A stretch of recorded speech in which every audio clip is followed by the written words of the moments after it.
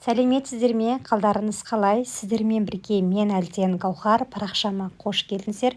Бүгін мен сочный болатын үй жағдайында котлет істейміз. Алдымен 1 килограмм фаршқа 3 тілім, 4 тілімдей нанымызды ет тартқыштан өткізіп аламыз. Барлығын осылай өткізіп алғаннан кейін 5-6 тісше сарымсағымызды салып, яғни чеснок, оны да өткіштен өткізіп аласыздар. Егер ет тартқыш болмаған жағдайда майдалап турасаңыздар болады.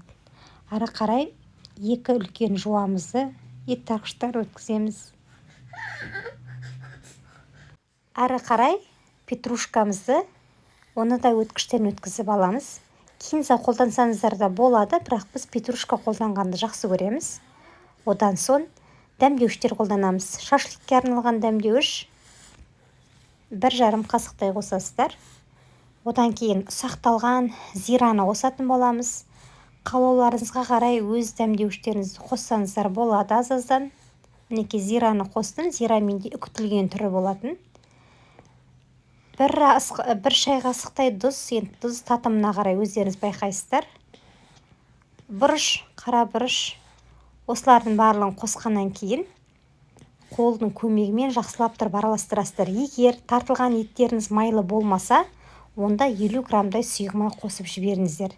Сонда сочный болып шығады. Және араластыра отырып, жиі осылай ұрғылап фаршымыздың ауасын шығаруымыз қажет. Сонда фарш бізде котлетіміз воздушный, әдемі болып үлпілдеп тұратын болады. Мінекей, осылай ұрғылап алуымыз керек. Одан кейін қолдың көмегімен өз қалауларыңыз бойынша формасын келтірсеңіздер болады. Мен осылай үстінде осылай істедім.